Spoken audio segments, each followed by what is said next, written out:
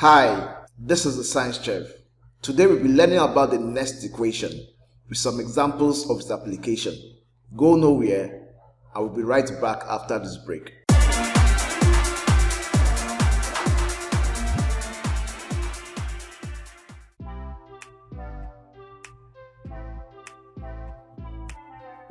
In our tutorial on calculations on electropotential, we learned how to calculate the e.m.f of a cell at standard state conditions of 1 atmospheric pressure, 25 degrees Celsius or 298 Kelvin, and 1 molar concentration using E theta cathode minus E theta anode. But standard state conditions are sometimes difficult and most times impossible to maintain. This implies that at non-standard conditions, it will be difficult to accurately measure the e.m.f of a galvanic cell using this equation. Hence, the need to use a more encompassing equation that will take both standard and non-standard conditions into consideration. Nernst equation, as proposed by Walther Nernst, a German scientist, shows the relationship between the e.m.f of a galvanic cell and the concentrations of the reactants and products in a redox reaction under non-standard state conditions, and is given by the expression shown on the screen, where E cell is the non-standard e.m.f of the cell, E theta cell is the standard e.m.f of the cell, R is the molar gas constant, T is the temperature in Kelvin, N is the number of moles of electrons transferred from the anode to the cathode, F is the Faraday's constant with a value of 96,500 coulombs per mole, while Q is the product quotient. To understand the product quotient, consider the following hypothetical reversible redox reaction in a galvanic cell. The product quotient of this reaction is expressed as the concentration of the products divided by the concentration of the reactants. But the concentration of the products in the above cell reaction is given as concentration of Am plus raised to power C multiplied by the concentration of B raised to power D, while concentration of the reactants is given as A raised to power A multiplied by the concentration of Bn plus raised to power B, where A, B, C, D are the coefficients of the reactants and products in the balanced cell reaction. Note that the concentration of substances in their solid and aqueous phases is always assumed to have a value of 1 when compared to aqueous solutions, and as such do not always appear in the final expression of the product quotient. So if we substitute the value of Q into the Nernst equation, we obtain the equation in terms of the concentrations of the aqueous products and reactants. Let's now look at some applications of the equation. Example 1. Calculate the e.m.f of the cell made from the zinc and nickel half cells at 25 degrees Celsius, given that the concentrations of the zinc ions and nickel 2 ions electrolytes are 0.2 molar and 1.0 molar respectively.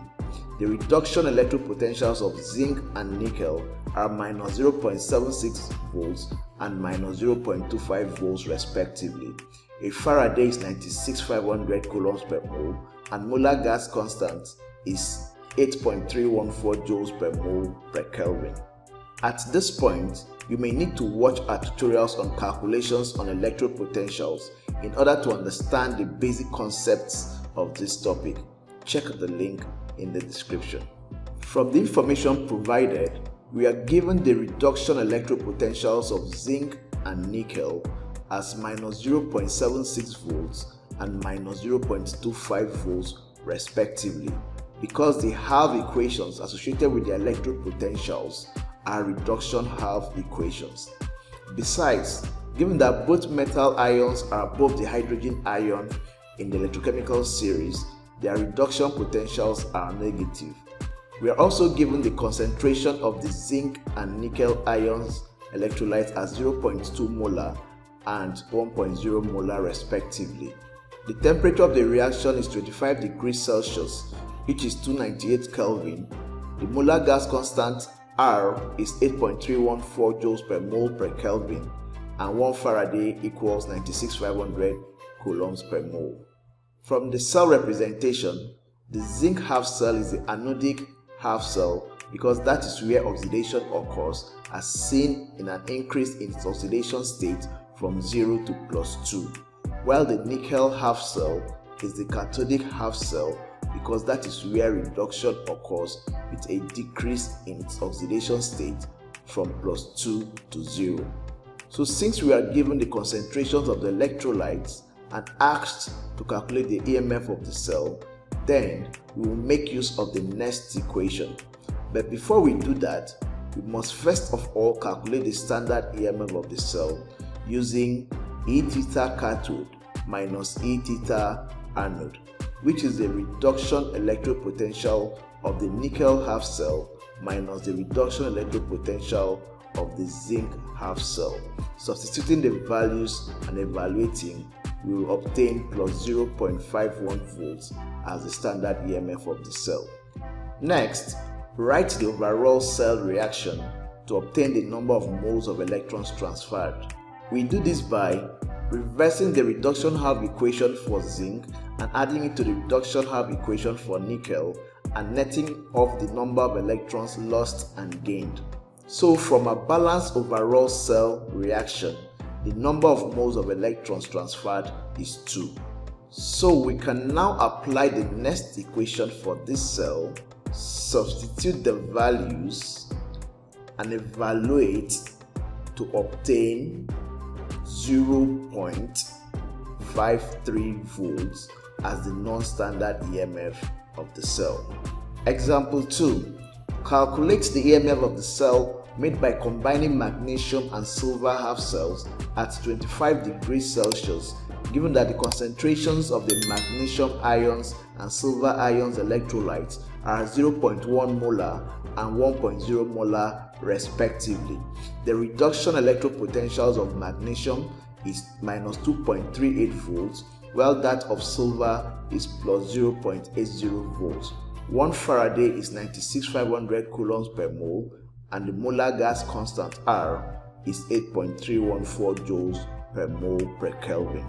From the information provided, the reduction electrode potentials of magnesium and silver are minus 2.38 volts and plus 0.80 volts respectively, because the half equations associated with their electrode potentials are reduction half equations. The concentrations of the magnesium and silver ions electrolytes are 0.1 molar and 1.0 molar respectively. The temperature of the reaction is 25 degrees Celsius, which is 298 Kelvin. The molar gas constant R is 8.314 joules per mole per Kelvin, and 1 Faraday equals 96,500 coulombs per mole. From the cell notation, the magnesium half cell is the anode because of the increase in its oxidation number from 0 to +2, while the silver half cell is the cathode because that is where reduction occurs with a decrease in its oxidation state from +1 to 0. Just like the previous question, we are given the concentrations of the electrolytes and asked to calculate the e.m.f. of the cell. Therefore, we'll first calculate the standard e.m.f. of the cell before applying the Nernst equation. So using e-theta cathode minus e-theta anode, substituting the values of the reduction electrode potentials of silver and magnesium into the equation and evaluating, we will obtain plus 3.18 volts as the standard e.m.f. of the cell.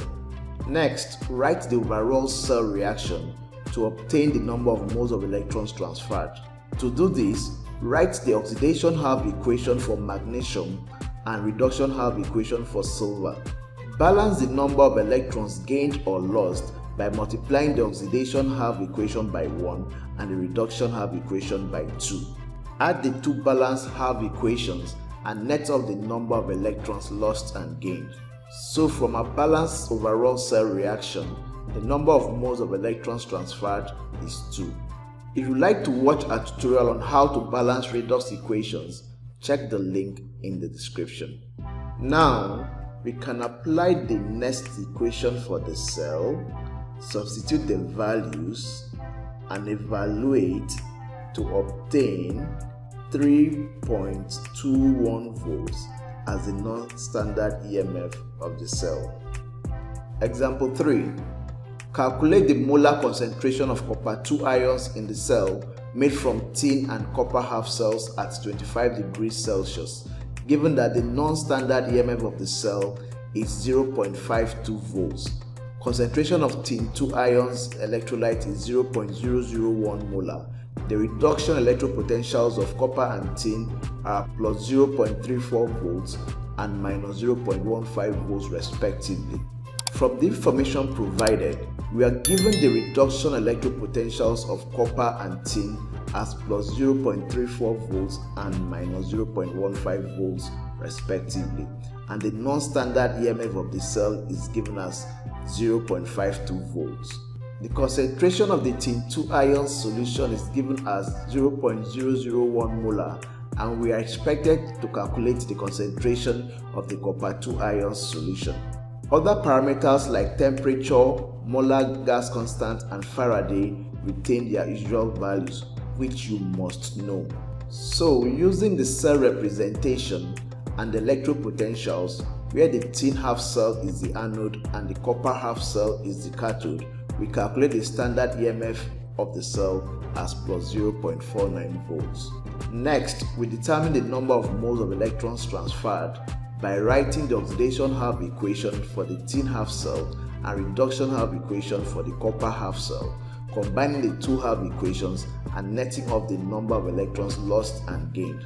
So from the balanced cell equation, the number of electrons transferred is 2.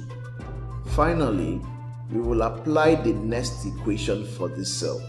Make the concentration of copper 2 ions subject of formula, then substitute the values of the parameters and evaluate to obtain 0.0103 molar as the answer. You actually need to have a good knowledge of the laws of logarithms to fully understand this. If you need a more detailed solution on this topic, you can send a mail to our email in the description below to buy our in-person online course. In our next tutorial, we'll be learning about the laws of electrolysis. If you'd like to be notified when we publish this video, subscribe to our channel and turn on the notification bell. Remain on top till I see you when I'll see you.